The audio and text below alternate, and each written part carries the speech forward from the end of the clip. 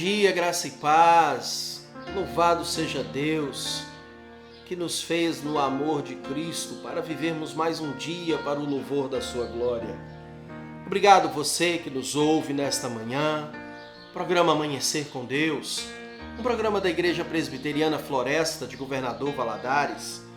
Temos a alegria de compartilhar da palavra do Senhor. E para esta manhã de sexta-feira, nós entrarmos num assunto um tanto quanto debatido, um tanto quanto controverso, não somente nos tempos de Jesus, mas eu assim creio que também nos nossos dias. E eu gostaria de tratar com você nesta manhã a respeito da temática do divórcio.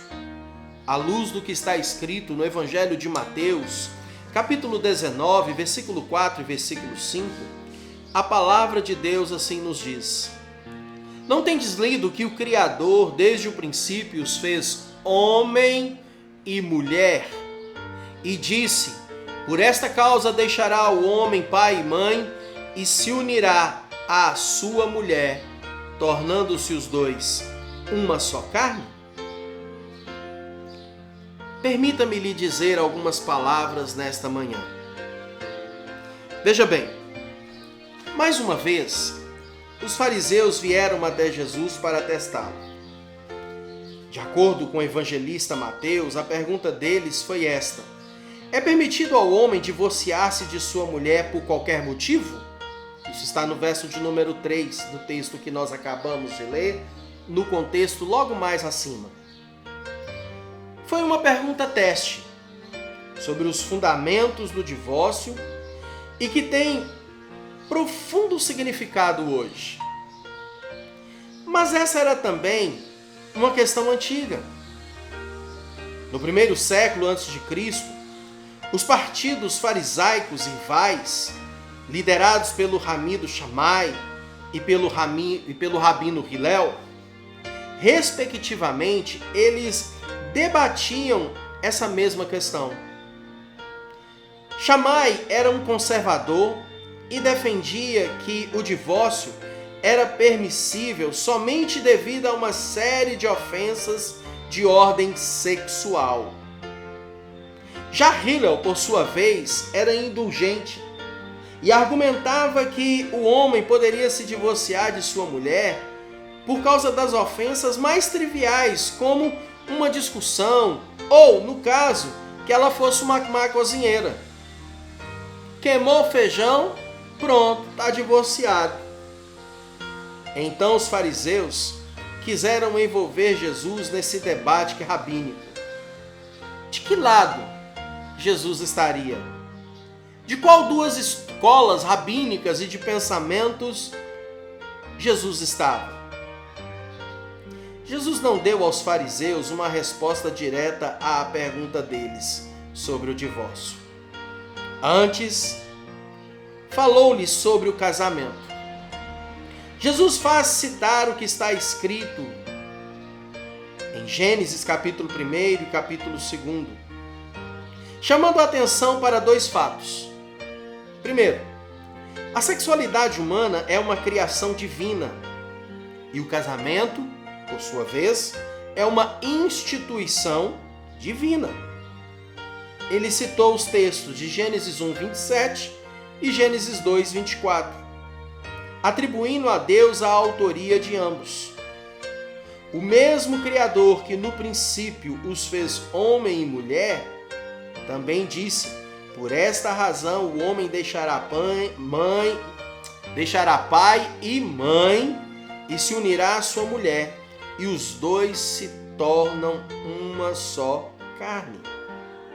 E acrescentou seu endosso pessoal: portanto, o que Deus uniu, ninguém separe. Verso de número 6 do capítulo 19 de Mateus. Este ensino, meu querido, deixa eu lhe dizer uma coisa, ele é incontestável. O vínculo do matrimônio é mais do que um contrato humano, trata-se de um jugo divino. Embora Moisés permitisse o divórcio em caso de ofensa séria, Jesus o chamou de concessão à dureza do coração humano. Não foi assim desde o princípio. Verso 8 nos mostra isso. Muitas vezes no ministério pastoral, a gente tem olhado para estas situações onde é preciso considerar a prioridade de Jesus como uma regra muito útil. Sempre que alguém pede para procurar os pastores, procurar a mim para assunto que diz respeito ao divórcio, eu sempre recuso.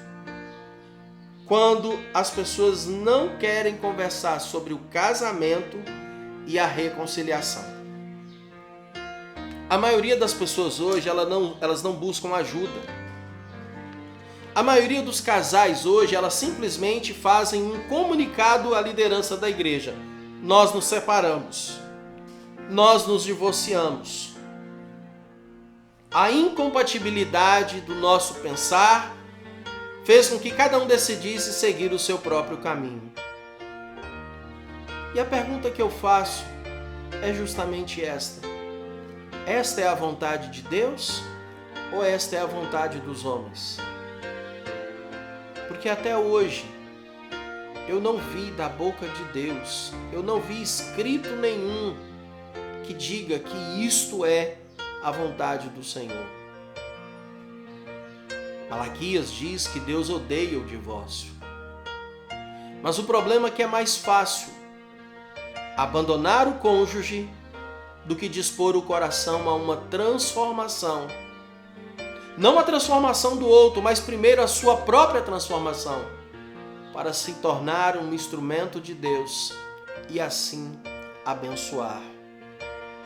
Pare para pensar, você que tem vivido conflitos no seu relacionamento. Se melhor é tão somente separar, se divorciar, ou o melhor a se fazer é render-se de um modo tão submisso à poderosa mão do Senhor, para que você se torne um instrumento de Deus para operar milagres na vida daqueles que precisam. Pense nisso, pense com carinho, não tome nenhuma decisão precipitada, submeta-se à vontade de Deus. Bom dia para você, que o Senhor te abençoe, em nome de Jesus. Shalom Adonai.